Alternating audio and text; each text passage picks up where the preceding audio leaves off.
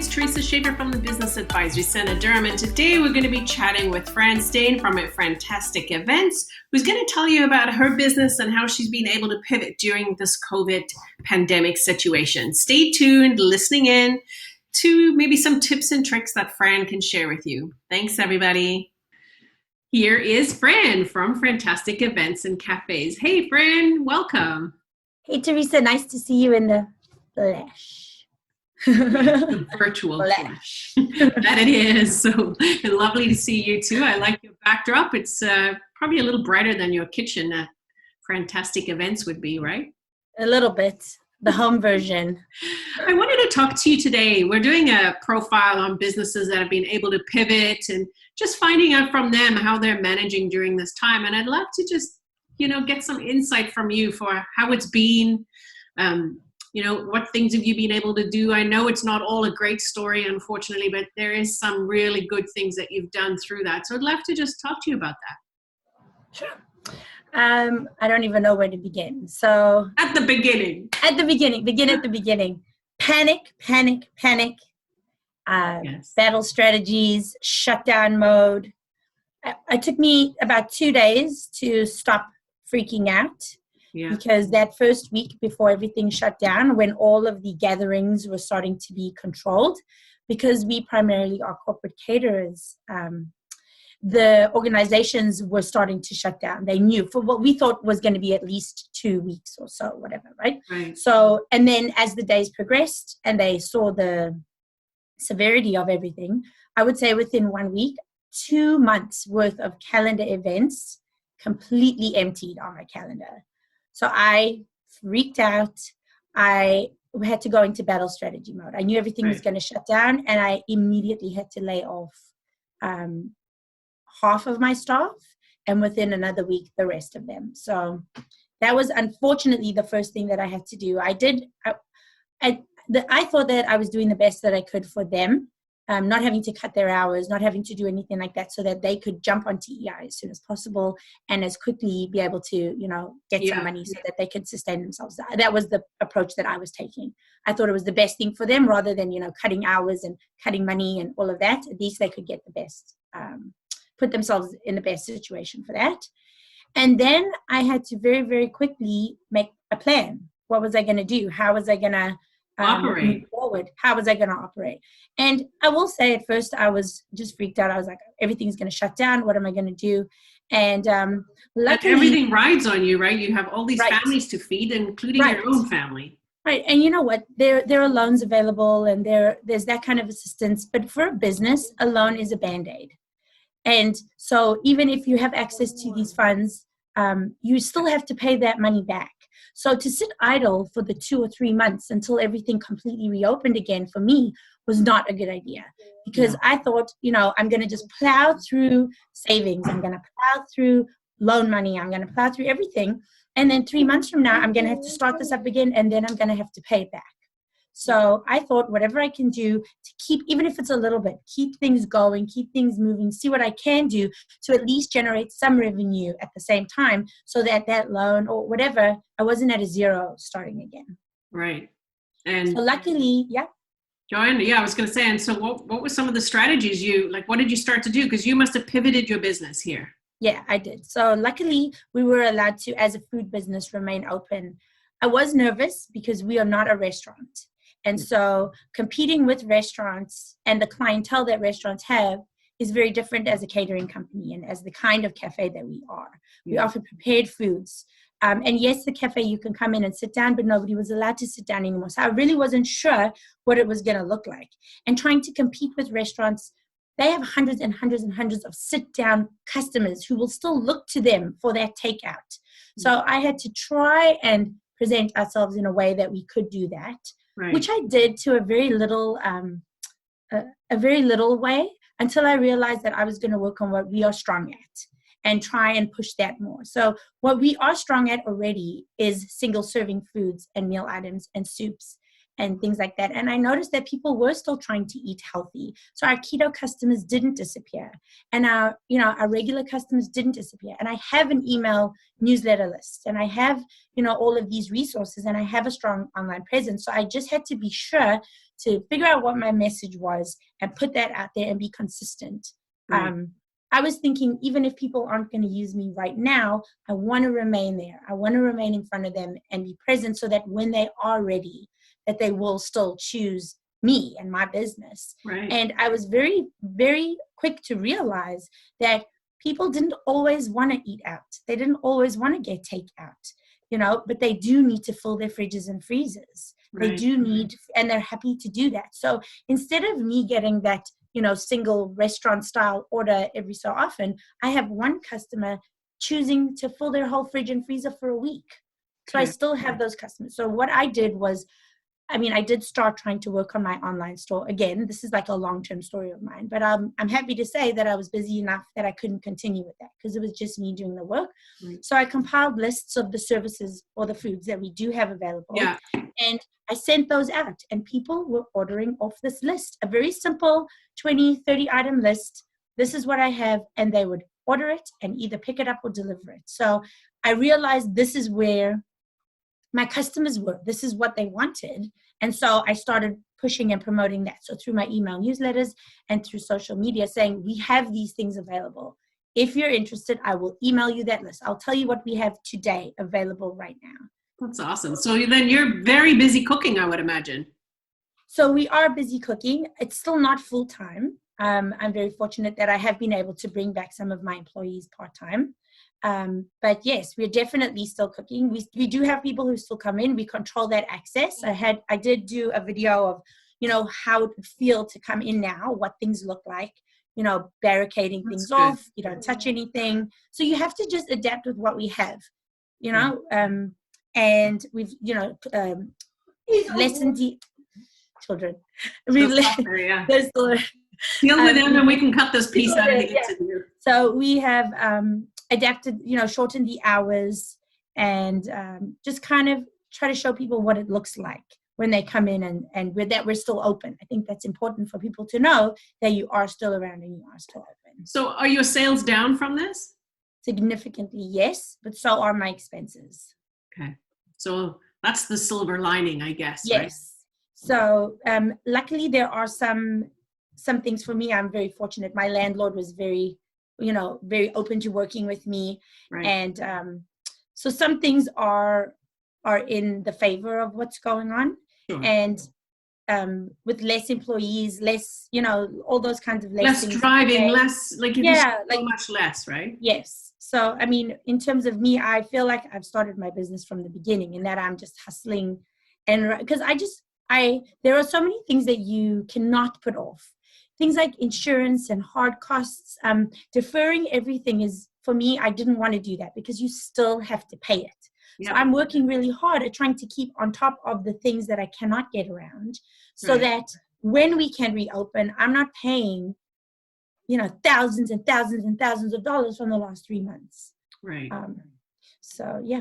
So, and then when we do reopen, is your business going to change? Are you from this process, have you thought this way you can change your business? So one thing that has come out of this is I started offering online virtual workshops just to see what happened. And I'm really enjoying it. It's not something that I would have done before. So every Saturday at 10 a.m., I'm offering a workshop and then I offer a kit.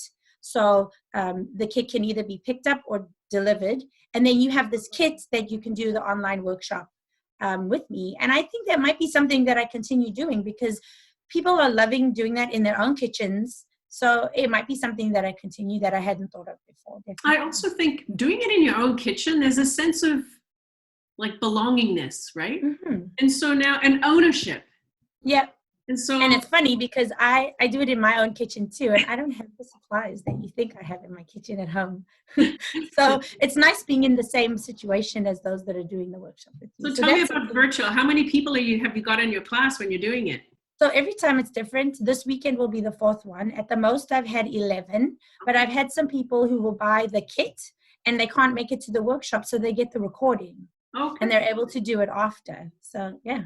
I love it. This week so far, I have 7 people that are going to join me, so we'll see. It's fun. I've seen really that people say it's a lot of fun, right? Yeah, it's just a different environment. So maybe that's something that I would continue for sure.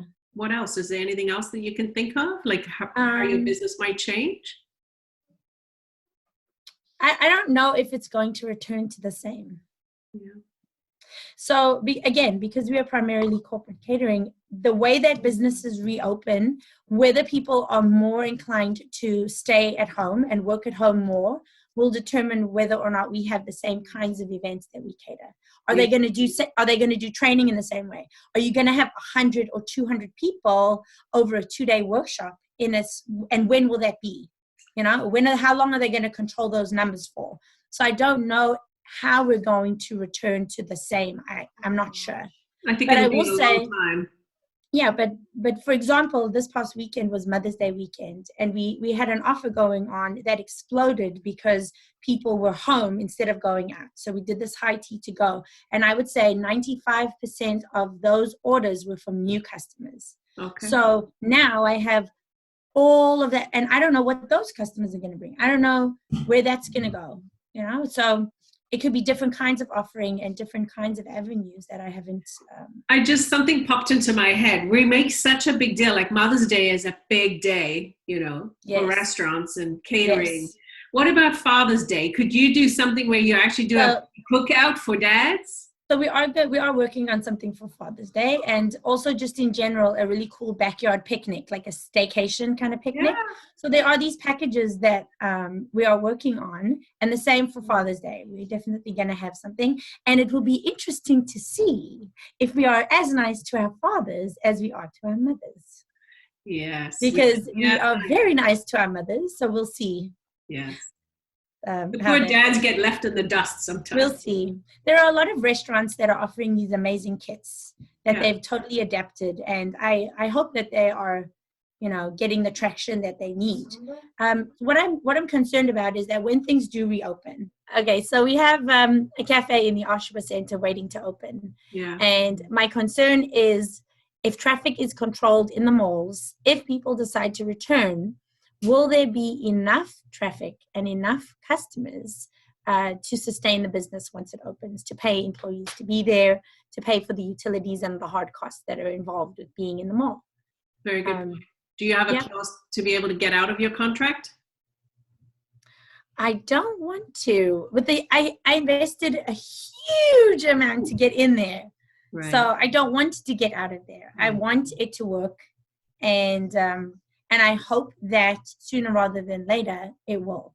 Yeah. So I don't know. I haven't heard anything from the malls yet. They're not a street access, so we know that it's not on the list yet in terms of retail.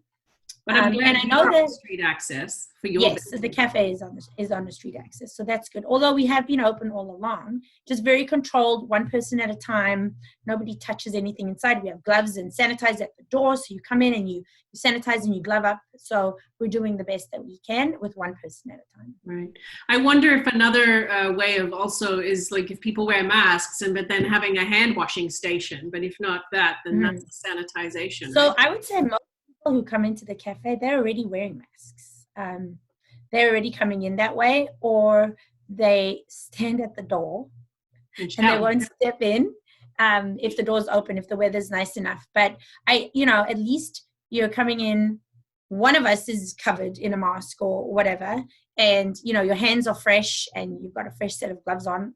So whatever you are touching, and then when they leave, we're like sanitizing if they touch the bank machine or anything like that. Even if they've had, gloves and sanitize and everything. So we're doing whatever's in our power to manage. You're doing well, right? Considering. And I mean, I guess you're going to do is your system up and running to do online ordering? No, not yet. But it's because what happens is I start these amazing stores, and Square actually has an amazing platform for online store. But then I want to put too much on, and it's just I get overwhelmed with the whole setup of it. And like I was saying, it was working for me sending out these lists. I do think I'm probably missing out on a platform without having that online ordering for those kinds of people who really enjoy that. Yeah. But so far, the lists have been working. I'm sending you 2 or 3 pages, and you're looking at what you want, and you're just sending me a list. The difference with the store, besides obviously being able to pay straight away, is that you'll be able to see some images of the foods as well. Right. That would be a little bit more interactive.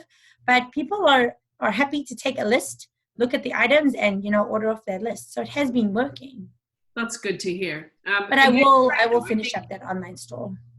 well, the online store will just take a few steps out of it for you, right?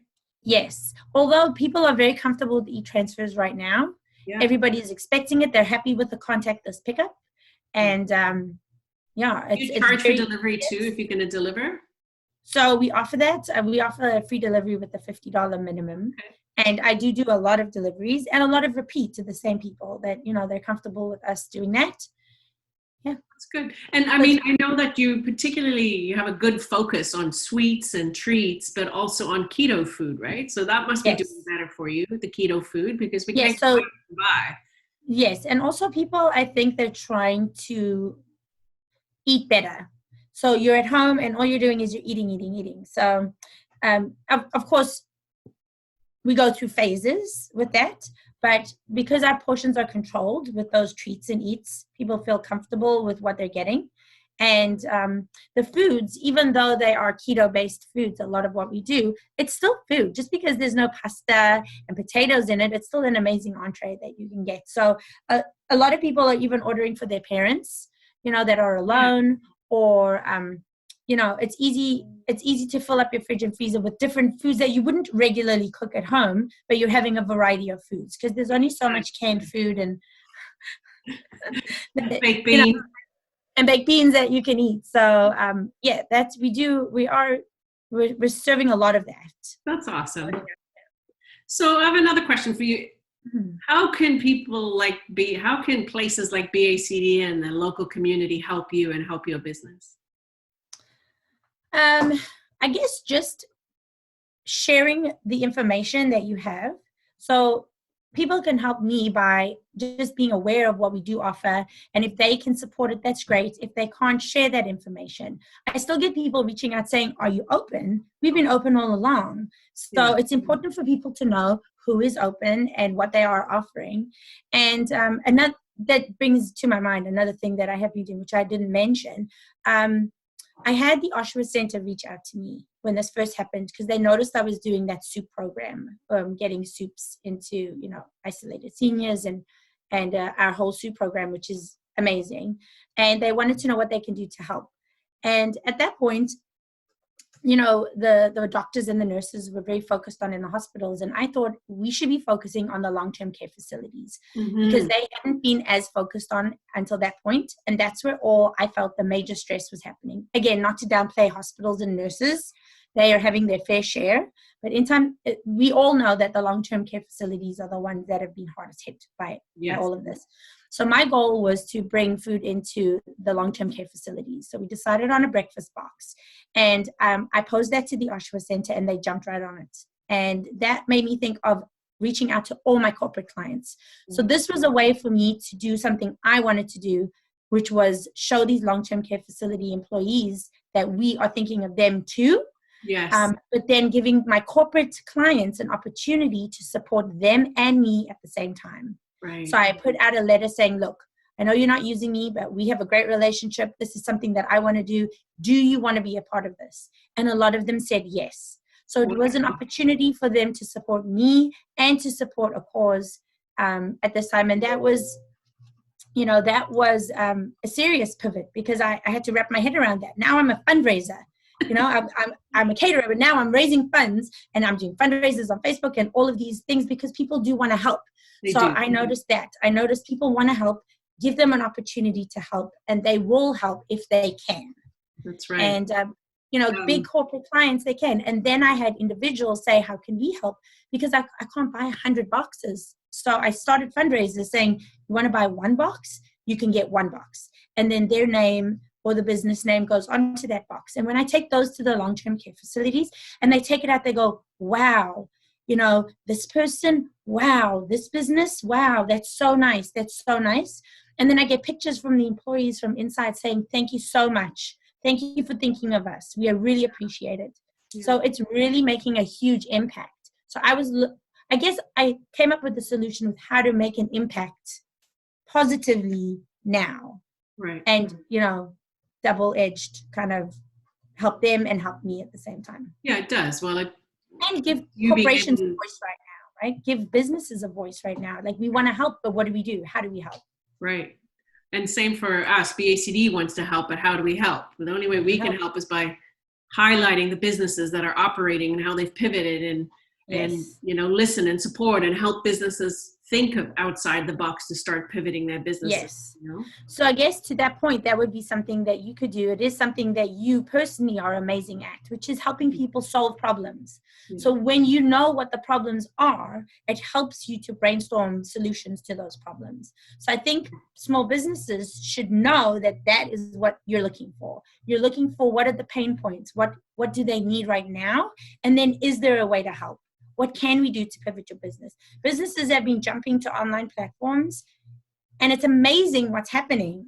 These kinds of services that are hands-on only are now virtual, and they're still helping their clients, and they're still it's not at the level that they want to be. It's not at the volume, unfortunately, that they want to be, but they're still there, and they're still pushing forward. That's right. And I think, to me, that's one of the most important things, is get out of your panic mode. It's good to stay there for a bit, deal with the crisis, and then you need to start planning, how are you going to get yourself out of this, right? And I can help you with that planning. But for sure, I know when we spoke right near the beginning, it was very much, you were in like thinking mode. I was not happy. How am I fixing this? I was not happy. Slowly, as you've allowed yourself you've allowed yourself some time to be creative. Yeah. And come up with things you would never have done before. Now, I think the virtual baking classes is so smart. You're teaching people skills in their own homes with their own tools. Yeah. And it's so much fun. I'm enjoying it. I haven't done personal workshops in a really long time. So it's nice for me too, to circle back. And I've chosen my favorite workshops to do that I did years ago in my first kitchen. So I'm actually enjoying it. That's wonderful. I think you kind of have to surrender to the process and just go with it. You got to make the best of where you are. You can't control it, right? If you can't control it, all you can do is do what you can do and see what happens. Everything is an experiment right now. Everything is a risk, everything. So you have nothing to lose. So why don't you just try something, and you will be surprised that it works. That's great message. You have nothing to lose. Try it. Everything. Yeah. It's all gone already, so you may as well try everything. It's all changed and on its head. So what the hell? It's upside down. Yeah, may as well. See what happens. Fran, thank you so much for your time. It has been great to chat with you. Nice to see you. You too. Take care. Bye.